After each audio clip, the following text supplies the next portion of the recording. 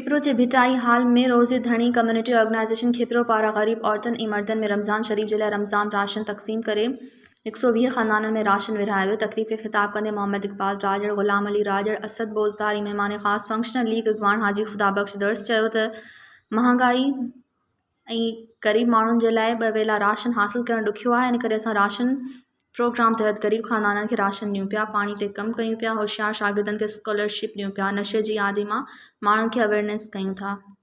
अलहमदुलिल्लाह Rozedari community organization Ramzan ration distribution जो event रखियो आहे, जेको अलहमदुलिल्लाह अॼु रमज़ान शरीफ़ सुभाणे शुरू आहे। अॼु उन खां पहिरियां हिकु ॾींहुं 120 फैमिलियुनि खे राशन जेको आहे उहो डिस्ट्रीब्यूट करे रही आहे। ऐं इन खां पहिरियां 2 ॾींहं पहिरियां बि रोज़ेदारी कम्युनिटी ऑर्गेनाइजेशन अछड़थर समेत 130 फैमिलियुनि खे राशन डिस्ट्रीब्यूट कयो आहे। अॼु 120 खे करे रही आहे। तमामु मुखिर हज़रातनि जो बि थोराइतो आहियां जंहिं असां सां साथ ॾिनो आहे, तव्हां ॾिनो आहे। वधीक ऐं मुखिर हज़रातनि खे अपील कंदुसि त असां सां साथ ॾियो रोज़ेदारी कम्युनिटी ऑर्गेनाइजेशन सां, त जीअं असीं वधीक जेको आहे उहो मदद करे सघूं। ही प्रोग्राम जेको आहे लोकल तंज़ीम रोज़े धणी कम्युनिटी ऑर्गेनाइजेशन जी तरफ़ खां रमज़ान जे हवाले सां रखियो वियो आहे। उहे ग़रीब ऐं मुस्तकीन जेके रमज़ान में रोज़ो वग़ैरह नथा रखी सघनि, ग़रीब आहिनि, बेवा आहिनि या पुअर क्लास जूं जेके फैमिलियूं आहिनि, उन्हनि लाइ राशन जे हवाले सां असां प्रोग्राम रखियो वियो आहे। सो हिन में 120 फैमिलीज़ खे असां खिपरो जी आवाम खे अॼु राशन ॾेई रहिया आहियूं।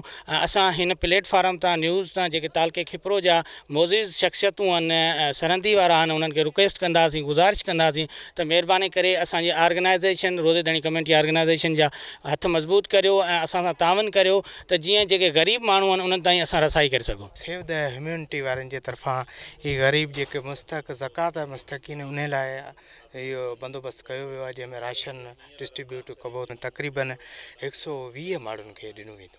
असां हिन महांगाई जे दौर में जेको रोज़े धणी कम्युनिटी ऑर्गेनाइजेशन ॾिनो आहे 120 पैकेट ग़रीब माण्हुनि लाइ ॾिनो आहे। अलाह पाक उन्हनि खे ख़ुशी जॻह ॾिनो आहे। हिननि जो मेन मक़सदु इहो ई आहे त जेके मुस्तक माण्हू ग़रीब माण्हू आहिनि उन्हनि जी मदद कई वञे। रमज़ान शरीफ़ शुरू थियण वारो आहे ऐं उन्हनि जी अहिड़ी मदद जेका कुझु हिन राशन खां बि उन्हनि जे लाइ बहितरी थी सघे थी। मज़ीद ख़बरनि ऐं तफ़सीलात लाइ विज़िट कयो असांजी वेबसाइट www.awamiNewsHD.com ऐं ॾिसंदा रहो अवामी न्यूज़ HD।